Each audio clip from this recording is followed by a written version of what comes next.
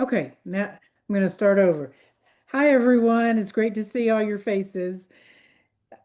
This is May 29th, and we're talking about Memorial Day and some other related topics.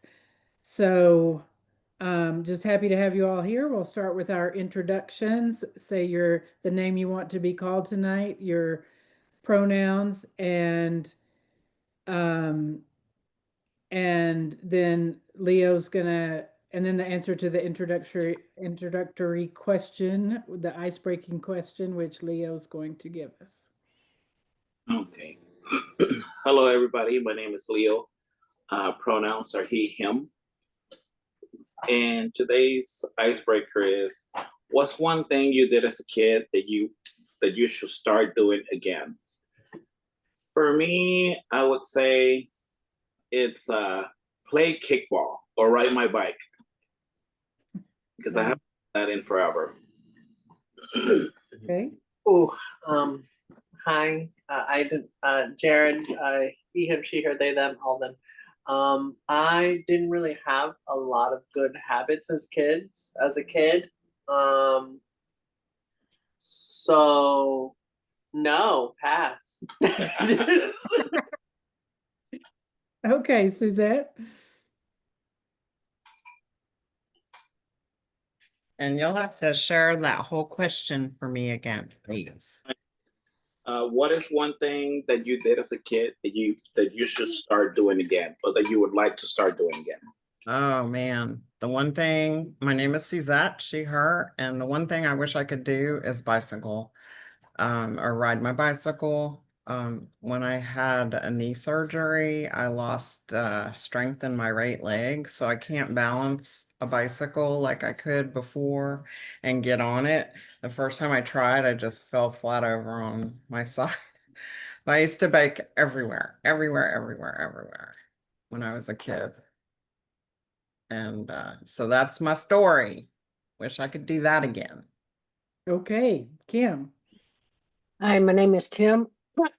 Excuse me, she, her. I think one thing I would like to do again is get involved in sports again. I used to play softball and baseball and basketball when I was a kid, mostly in school. And but I really love the softball, not fast pitch. I like slow pitch softball.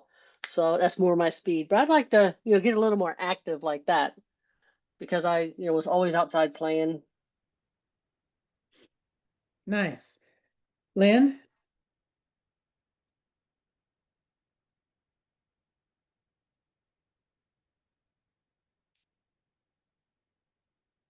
We can't hear you, Lynn. I think you unmuted, but I don't, but I still can't hear you. Try it again.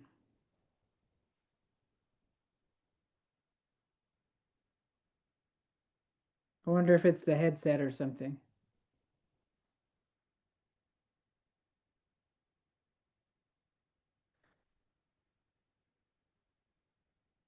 Not hearing anything. Why don't you keep working on it and we can come back to you if Hello? Oh, Is now that it? You hear me now? Yes. Yes, we can hear you. Oh, good. I don't know what happened. Okay, those are all good ones. You guys picked the ones that I would probably pick. I mean, if I had to answer more than one. But I think what the one that is the most important would be to read for fun again. Because when I was a kid, I was always reading, always, that was my escape. I could leave this world and get involved in a book. And all of the reading that I've done since I've been an adult is either for school or for work or for, but not for fun, not for pleasure. So that'd probably be the one. Oh, that's a good one. We should share more about the books that we enjoy. I'm Carol, she, her, and you've all said good ones. And I'm just gonna say play in general.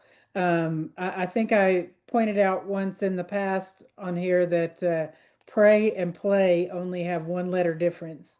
And I think that's an important recognition.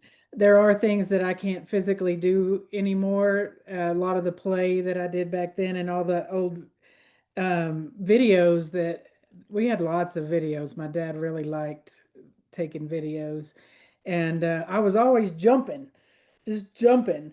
And I had a pogo stick, and I had a hula hoop, and all of those kind of things, and I loved climbing trees and just I would just get up every morning. I would even on Saturdays I would make the neighbors dad mad because I would wake them up ringing the doorbell trying to get somebody to come play with me. But we just did everything outdoors and I just think that's really important. And there's an element of that that I think I need to find in my life, no matter my physical abilities. It may not be the same as when I was a kid, but just that element of play. I think we all need it, no matter our age. So that was a really great icebreaker question, Leo. Thank you. So tonight, we're talking about this week we had Memorial Day, so that's where we're going to start. And this weekend was also the anniversary of George Floyd's death. Only 5 years ago. Seems like longer than that to me, but hopefully we'll have some time to bring that into the equation as well. Memorial Day was first started as it was called Decoration Day. Started after the Civil War, and it was initially started by a group of veterans, Union soldiers, but it quickly came to include both Union and Confederate soldiers. And around that same time, right after the Civil War, we had Mother's Day, and Mother's Day um, came at the beginning at around in the early 1900s, came to be what it is today about honoring mothers. It was started by Anna Jarvis, who really got angry about the commercialization of it, and she died penniless fighting the commercialization of Mother's Day. And so I kind of hate that it's become just a day to send flowers or something like that. But before Mother's Day, um, right after the Civil War, there was something called Mother's Peace Day. This was an international holiday following the Civil War here and the Franco-Prussian War in Europe. And it really helped to build bridges, particularly in this country, across the families of the Confederate and Union soldiers. Many times, as you know, brother was fighting brother, and families were divided, and like so many wars today, um, if you've read much about it or watched any TV shows about it, the the many people were conscripted into fighting, that didn't want to fight. War. So many of the major wars have not been about choosing a side.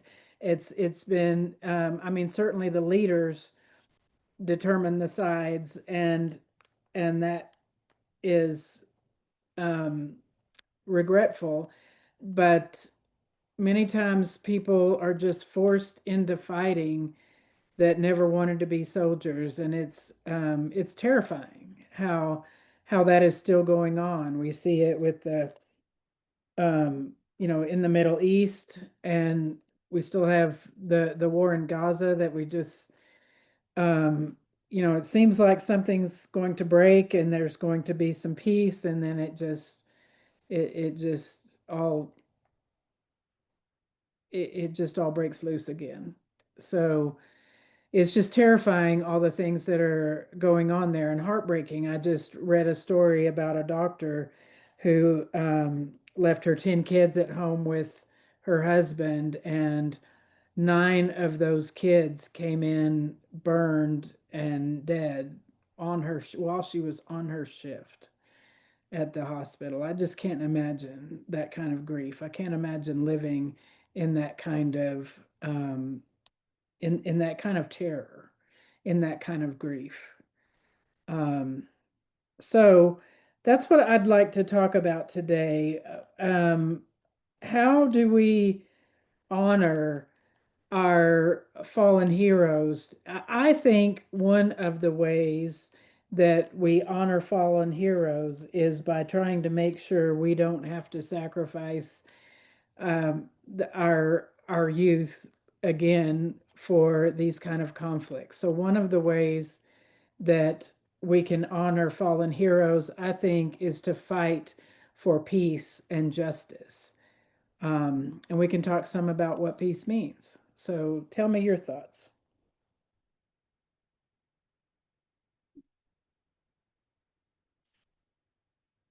Well, the sermon at Resurrection, I think I saw most of you either in person or online.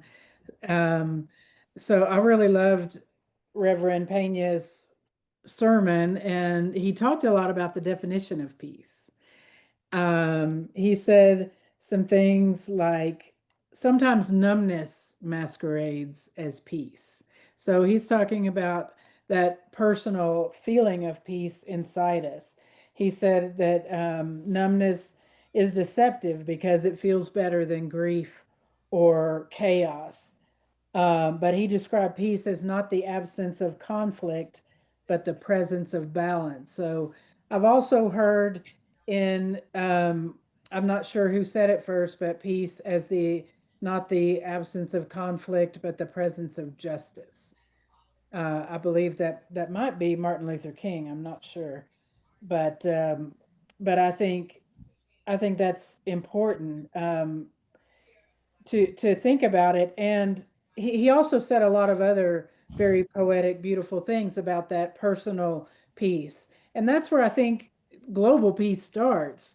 What's the song, Let Peace Begin with Me?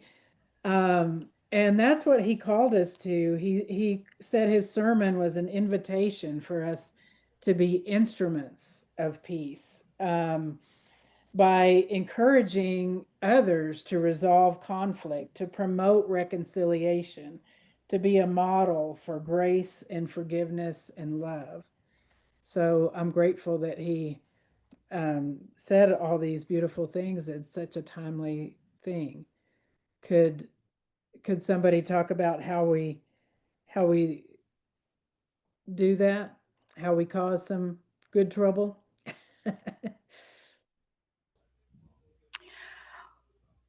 Well, I think that world peace is probably what ought to be the objective. You know, it seems like around Christmas time, everybody sends out these wonderful cards that show peace unto you, and those are the first words I think the new pope spoke, um, actually. But I'm not sure that countries actually think in terms of world peace. Just look at what's happening, Russia bombing Ukraine, Israel still fighting Hamas.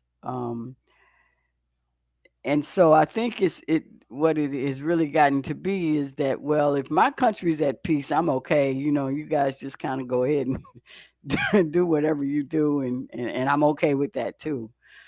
Um, but um, so I'm not sure exactly what I can say about peace because there's still war in the world. It's and there's some people who applaud that, I think, and then there are those who, in other words, I'm not sure that peaceniks, which is the people that I knew in the 70s, because we're talking about the Vietnam War, everybody was almost just like universally against that.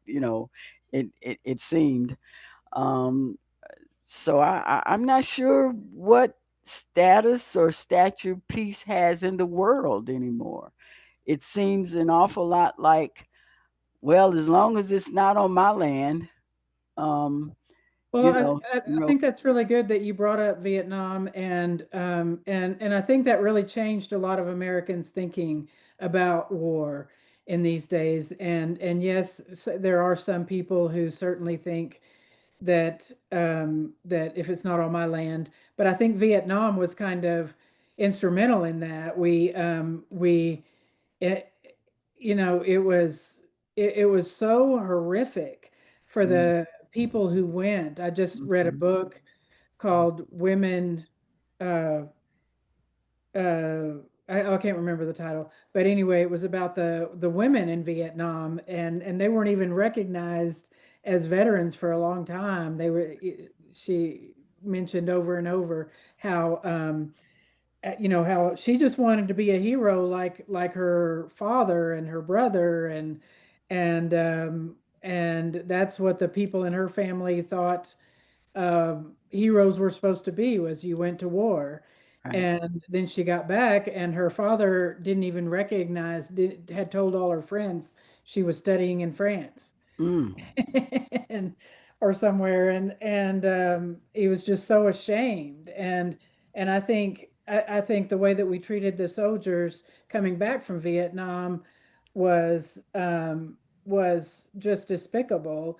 But um, I think it got very confused with trying to say we're against this war, as opposed to saying we don't honor the people who suffered or died in that war. And I think those are two very different things. And the same is true in Gaza. I think there's a lot of confusion against being um, against almost anti-Semitic sentiment that's coming up because of the things that Israel is doing, things that the president is leading. And I think as a country, we should, it should be easy for us to recognize that we don't want to be confused with the actions of our president alone. and and so these things are but these things are easy to pick apart. But I want to I don't want us to feel totally discouraged that there's nothing we can do either. So I hope toward the as this conversation moves on, we can talk about some of the things that we can do. Um, no, Jared, because there is hope. Peace is hope after disappointment. He said yes, that too. that is rain after the rainbow. The joy after the tears. Yes, those are some great quotes from the sermon. Yes. um, so my father is a vet, and my grandfather is a vet. And I'm pretty sure actually my great grandfather, what was it? Had some what was in some shenanigans that involved like gang stuff.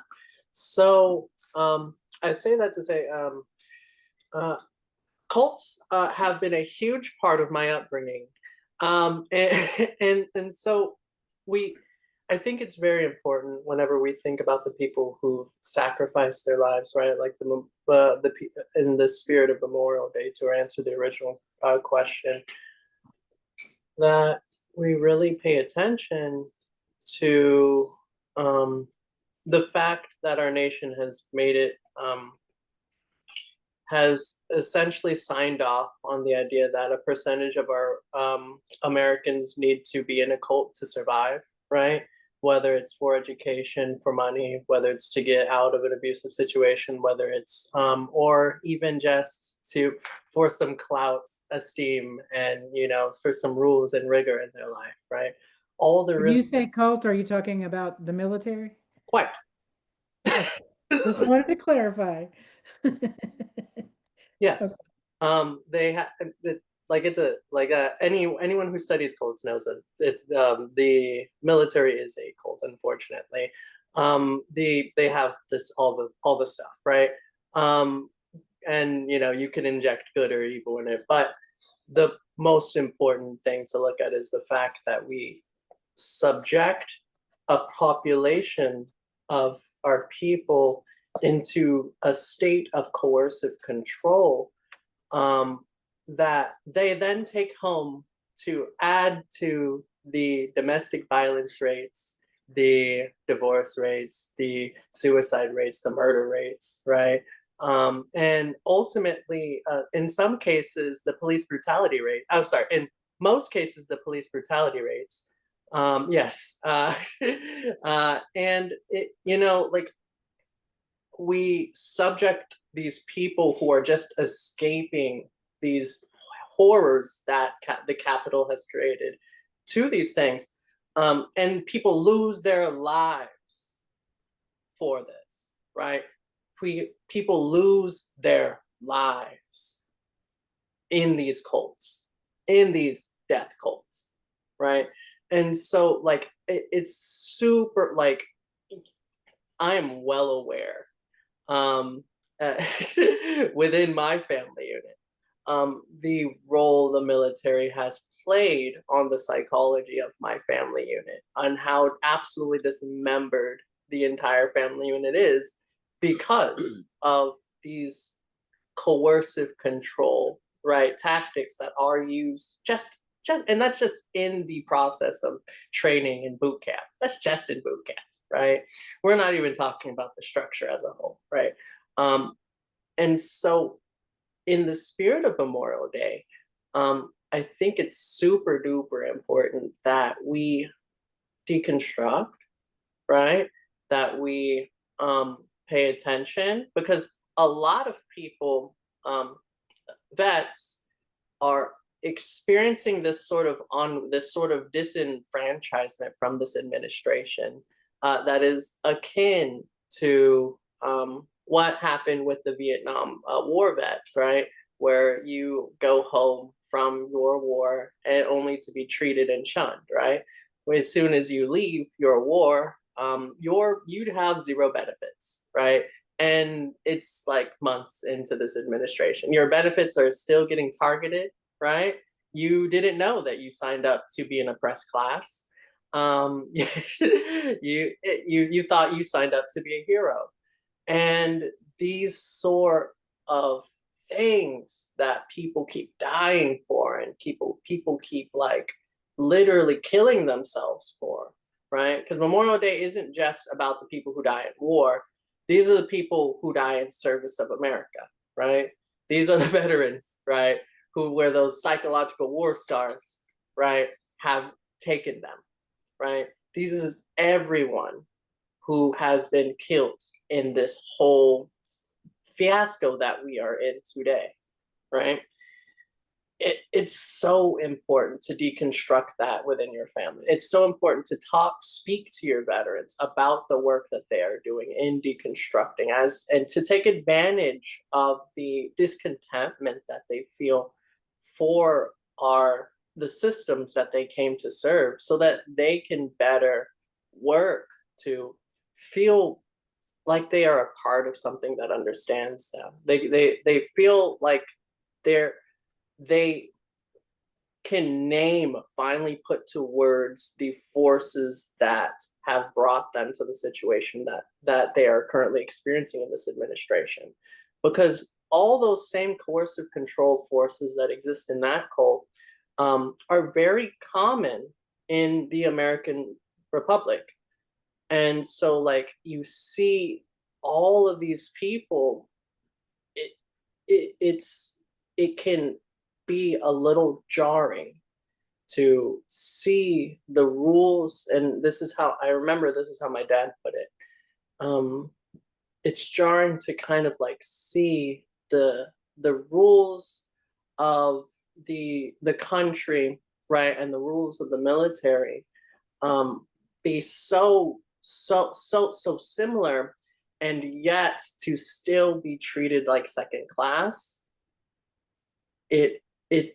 it hurts.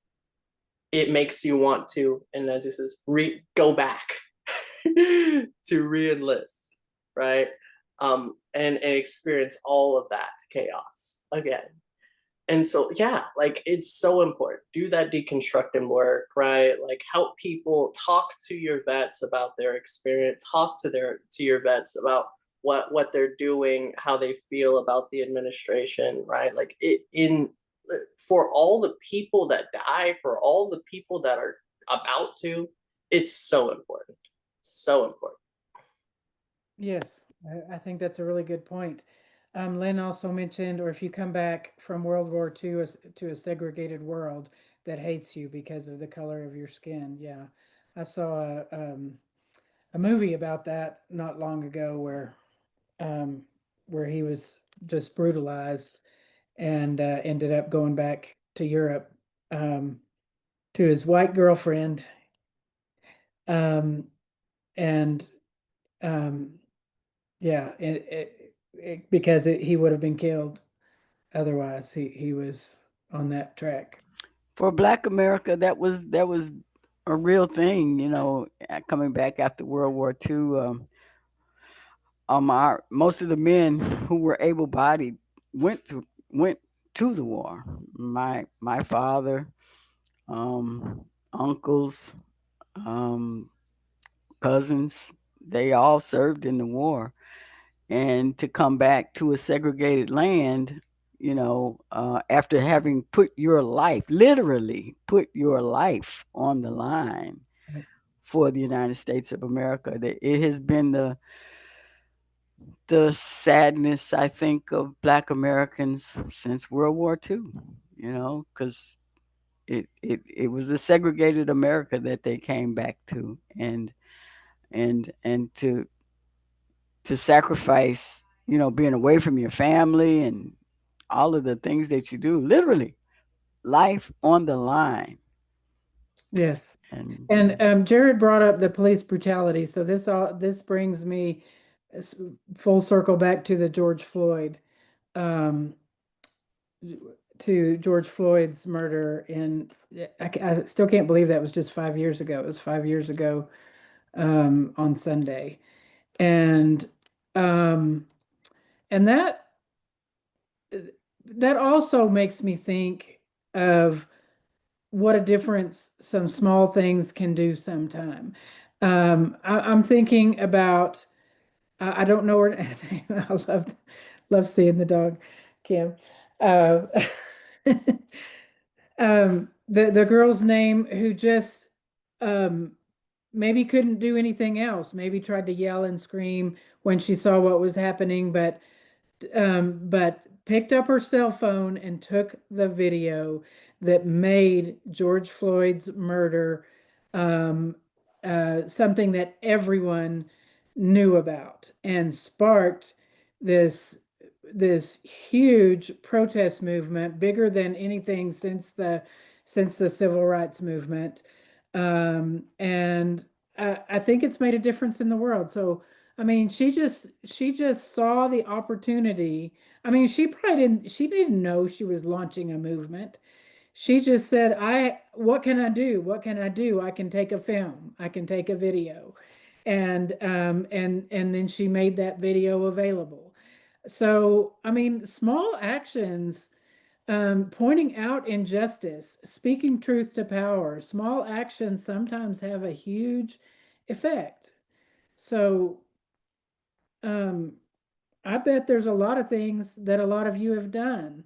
I want to go back to what Reverend Perez, I mean, Pena said during during the sermon, that this was a call to be an invitation to be instruments of peace, to just start in our own backyard with forgiveness and reconciliation.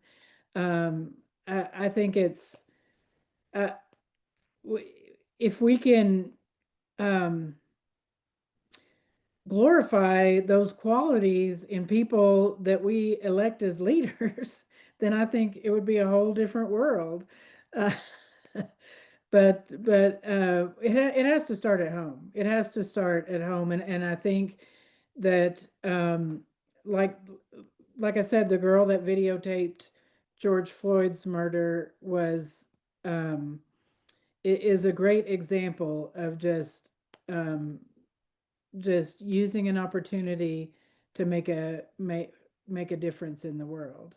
It it really I don't think it's hopeless, the things that we do on an individual basis. I do think that they make a difference.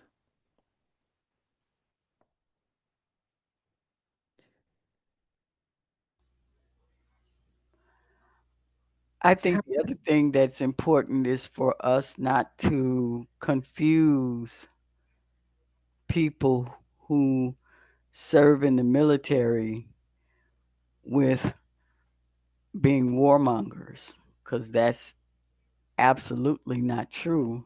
Um, after Before the draft, well, no, after the draft, most I know my brother, I know just a number of relatives and friends who joined the military because they didn't want to go to college, because that was a way to see the world, a way to learn a skill, to have some discipline, you know.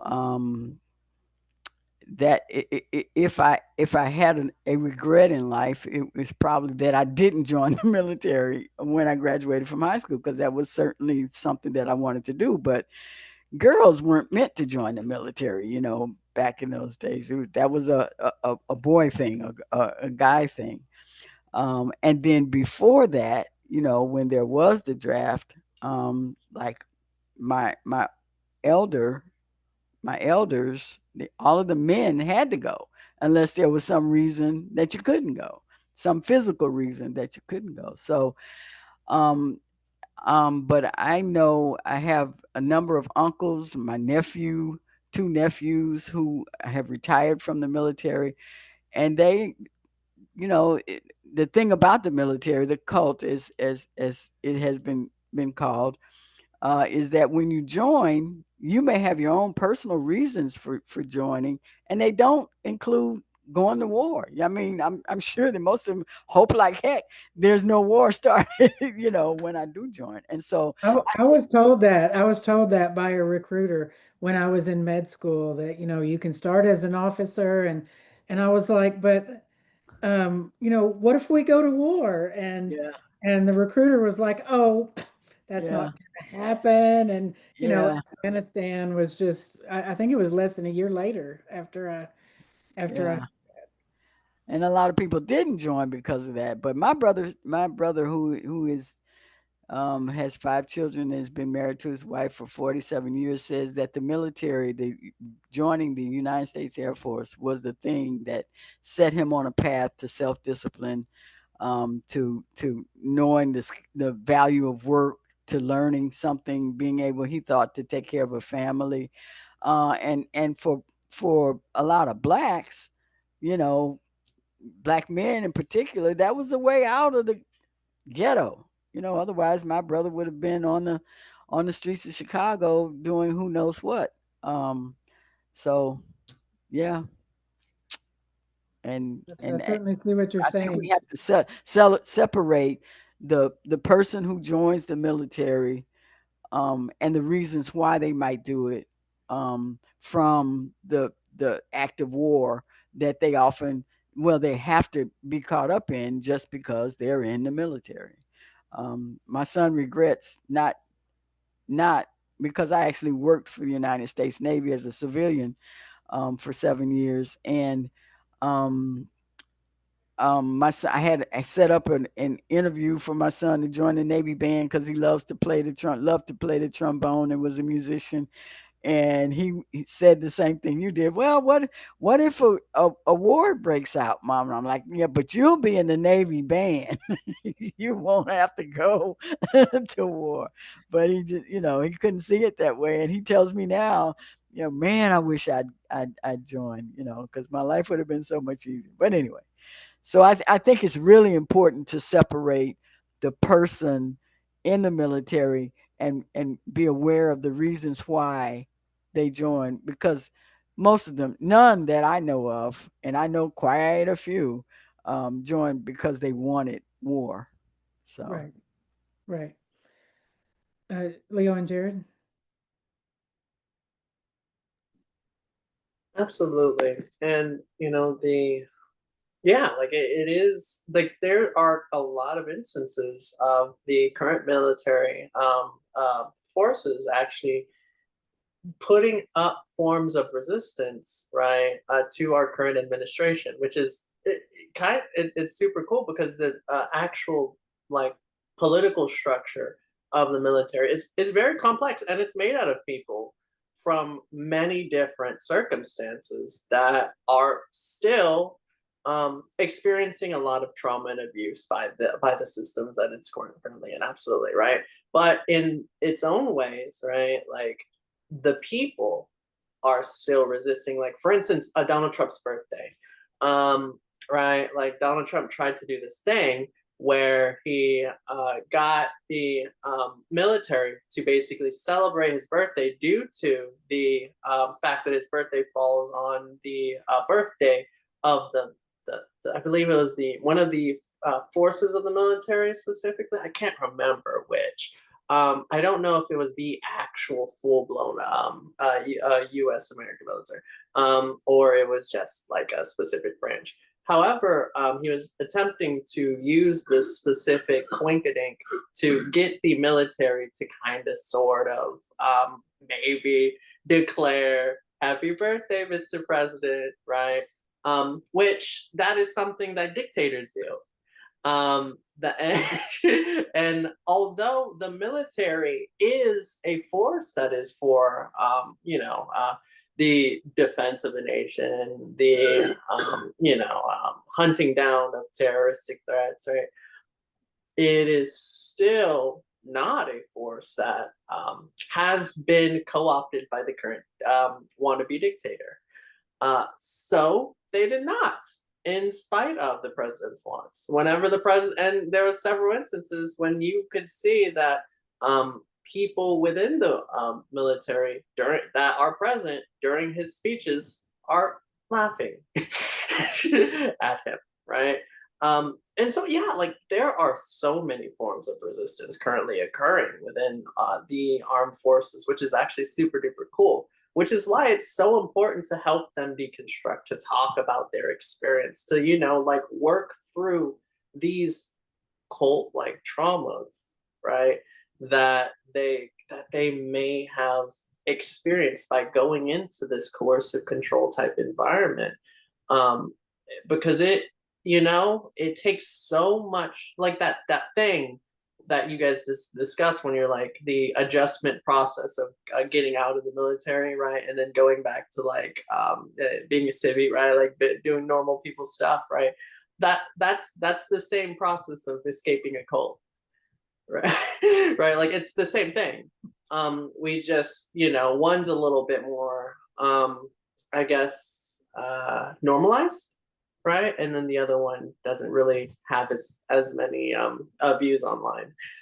So like so important, yes, to separate the people from the systems of oppression, right? So important to separate the American people from Donald Trump, right? So important, right? So important. Yes. Yes. Kim, do you want to speak about your experience? I just, when I joined, I didn't have a very good home life, and I knew I couldn't go to college, and so that's why I joined the military. And then it came to the point where that's all I had. It actually felt like a family in some ways, and in some ways it didn't. But it's like you get these, you have a common, you have a lot of things in common when you're in the military, or you have your jobs, because they break them down by different areas and stuff, and you have people that you can just, I don't know. I mean, I still have a friend from the Navy, and we've been friends for 44 years now. We went to boot camp together and all that. So it can produce lifelong friendships, but I agree with Jared there that it probably is a cult. I never looked at it like that until Jared said something. And then just going back and thinking, it's like, wow, we had to do this and had to do that and had to do that. And we had to follow all these things just like a cult would. And if you didn't, there were consequences. I got out because I got a little disillusioned about the military there towards the end. Things started changing so much from when I came in. And I says, I just, I told myself I just can't stay in anymore. So I did my 20 and got out. It seems to me like some of the groups that advocate for peace, like Veterans for Peace and similar groups like that, have it just seems like they have hold more sway than groups who haven't lived it. So I um,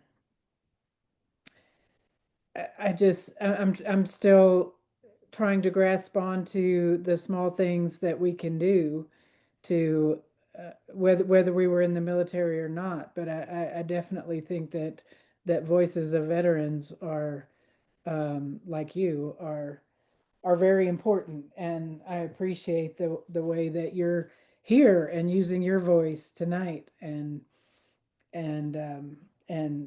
you're just you're very inspirational, just showing up and and speaking the truth. Thank you for your service, Kim. Yes. You're welcome.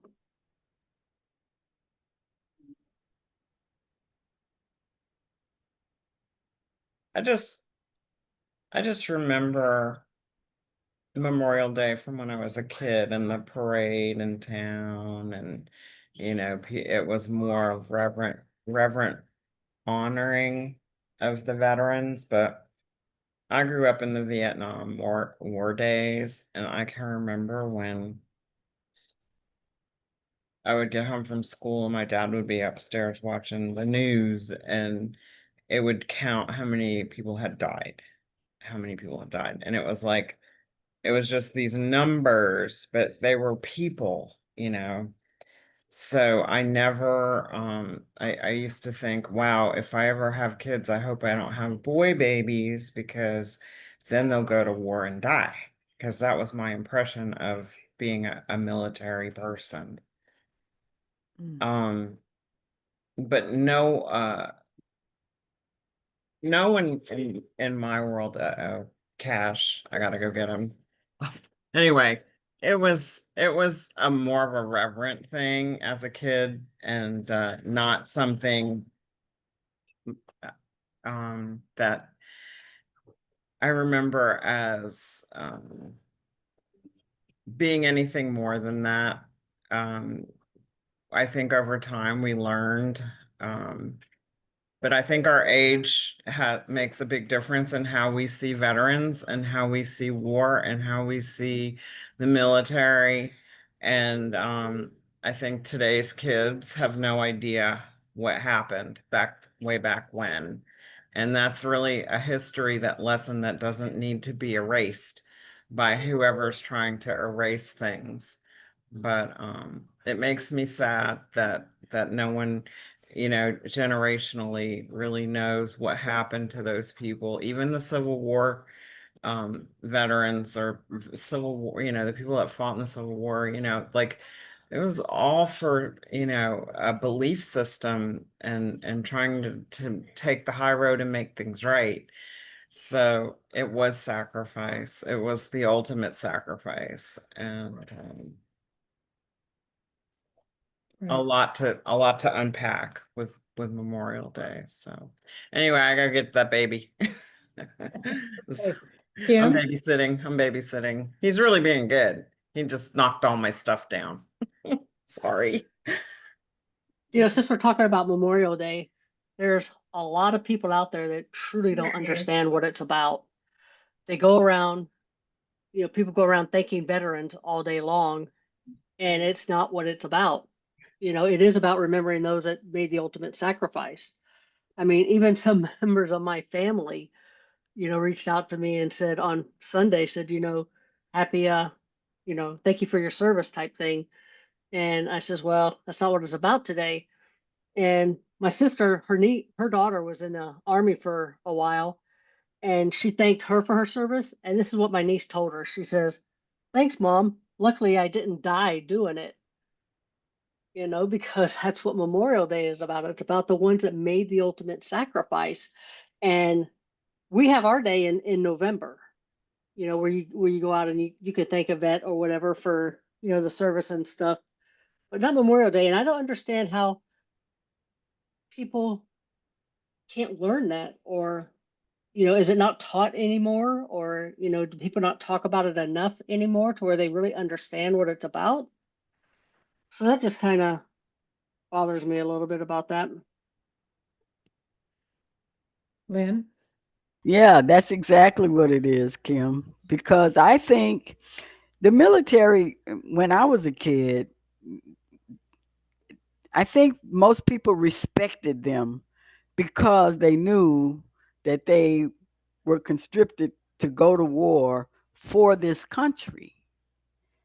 And now that it's kind of not that anymore. I think that happened with the 9/11, where everybody started talking about, we got to go get the people who bombed us, um, because during the Vietnam War, there were people who were against war. And so, therefore, they didn't join the military. They didn't want to join the military because they were against the war. But there were also people who um, were forced to join because there was the draft. And so, whether I wanted to join or not, I gotta go, or I have to be what they call a deserter, or they talk about our president being Mr. Bone Spurs, because and then there were people who got out of going.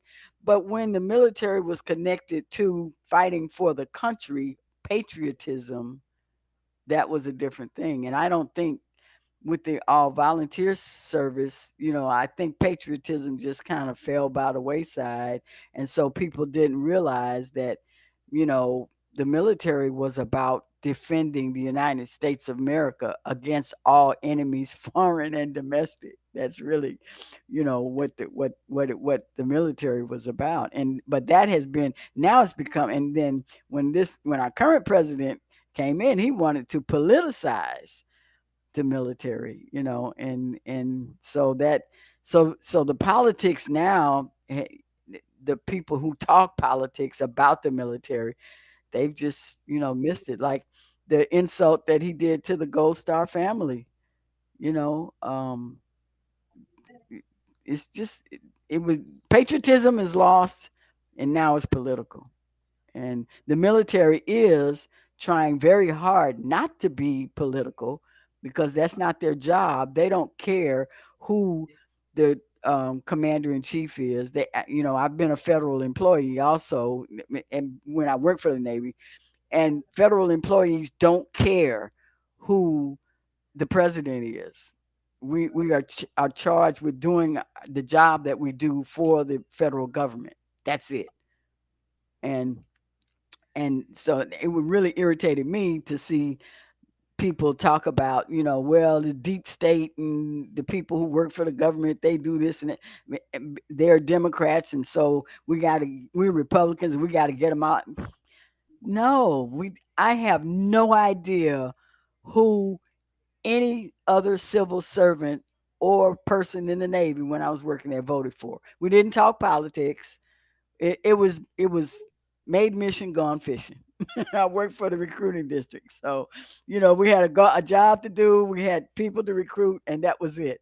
And you went home. And it's not political at all. The government is, as a former civil servant, that is probably the least political place to be.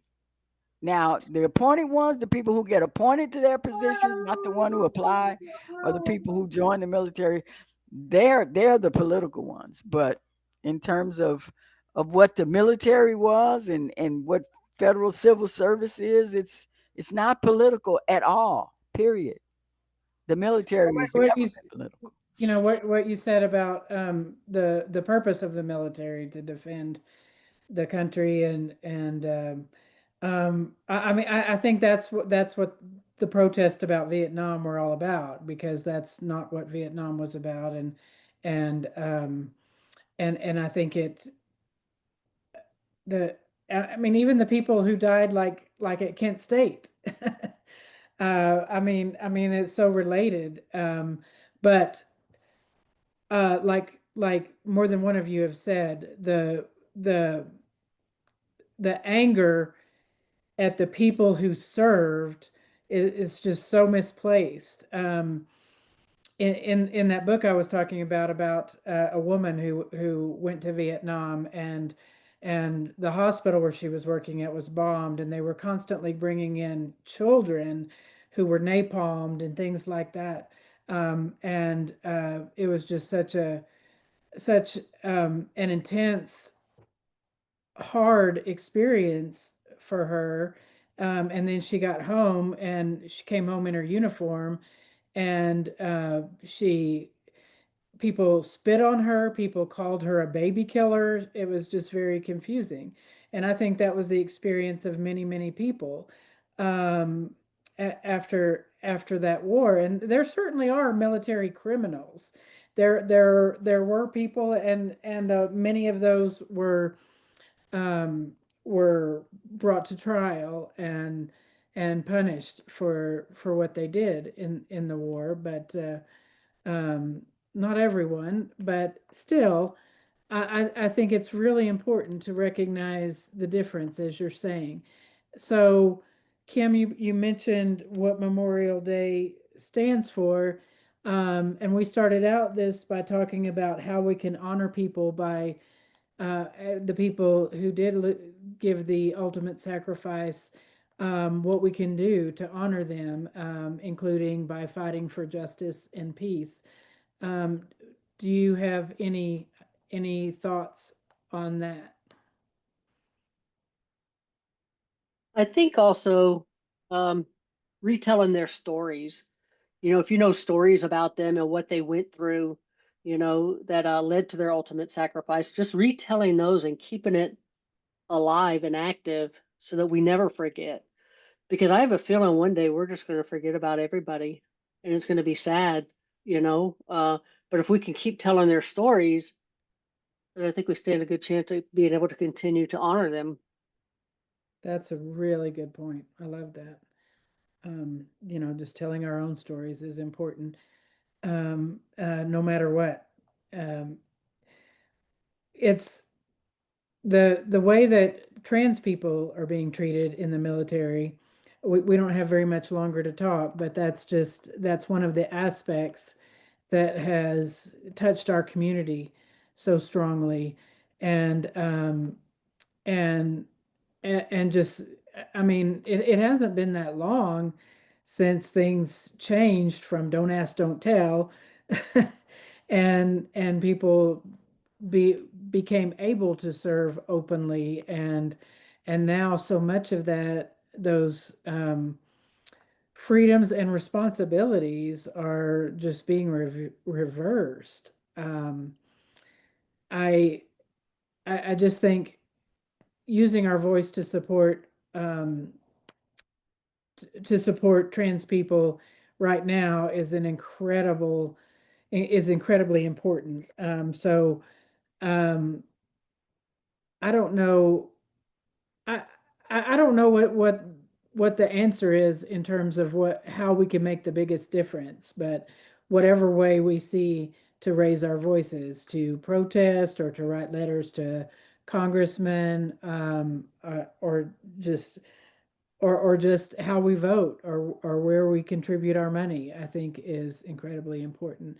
And we certainly need to support and befriend the trans people, the veterans, um, all the people fighting for peace, all the protesters, um, everyone in our community, those that we know personally. I think that's one of the ways that we move toward peace and justice ourselves, is just by on an individual basis.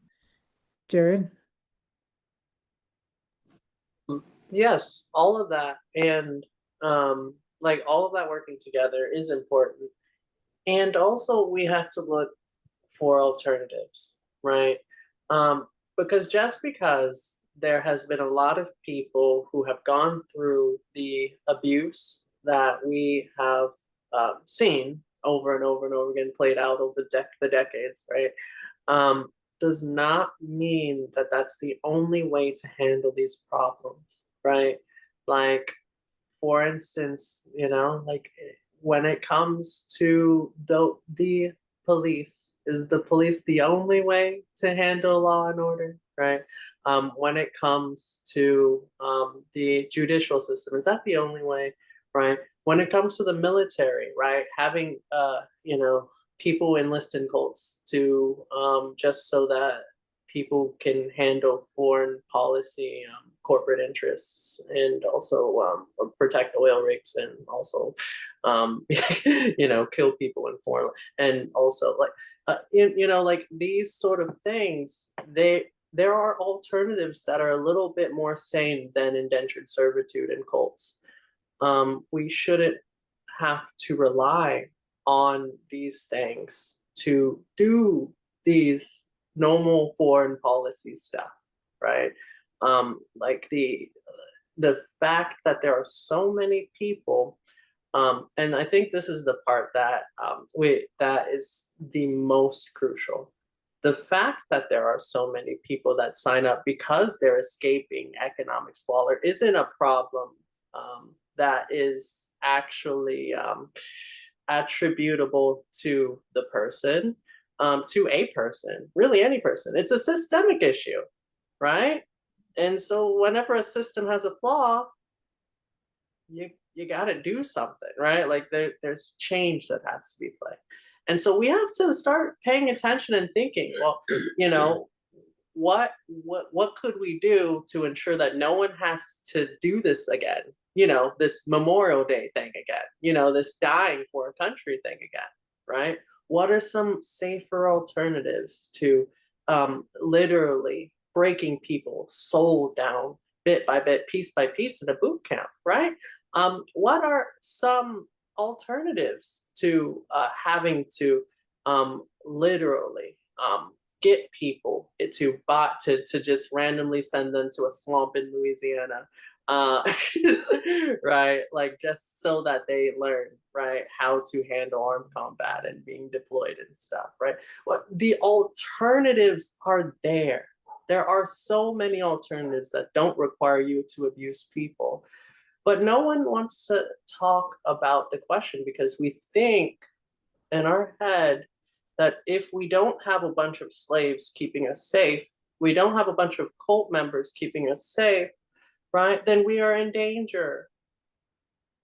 And we have to look for alternatives. Yeah, and we have to look for the danger within that. Right. Well, I appreciate you all raising your voices tonight for being a panelist on this discussion group and bringing your ideas to the forefront. And I hope that these will have a ripple effect. And just remember the looking for peace within your own heart and soul, and reconciling with those closest to you, and just spreading the love, modeling grace and forgiveness and love, as Reverend Pena said. Who would like to close us in prayer? Suzette, you've grown so much in the prayer department and willingness. I'm happy to do it. Yay. Holy God, thank you for bringing us here together on another night of God Talk, where we can talk about the things in our world that we don't always understand, and to remember those people in our lives and in the world who gave everything for love of country, and those who suffered over time because they were in the military. There's a lot of PTSD out there, and we want to make sure that we take care of the people in our lives who have a military background, who may have known suffering in some way. We thank you, Lord, for those veterans and for those people who have come before us to pave the way for freedom. Thank you, Lord, for all of us here tonight and for the friendship and fellowship that we experience every week, week in and week out. This is an experience for loving and spirituality that we can't get anywhere else, and it brings us in a closer step with you. So, Lord, we pray that everyone here has a good week and ahead, and can remember things in their lives that we're grateful for every day. I pray this in the name of your Son, Jesus Christ. Amen. Amen. Thank you so much for that. Some upcoming topics, if you're interested, feel free to leave. If are abortion, and there's been some new things with abortion laws going on. We're also, during Pride Month, we're gonna talk at one point about the politics of pleasure, and including pleasure activism. And so I think that should be a nice, fun, sexy talk. Um, and uh, and the with the threats to cuts to support like Medicaid and Medicare, et cetera, I think that's going to come on the horizon pretty soon. So there's lots of things coming up. So stay tuned and hope to see you all. That was in no particular order, by the way. But in Pride Month, we do want to really shine the light on our community. So stay tuned and see you soon. Have a great week, everyone. Love y'all. Love you all.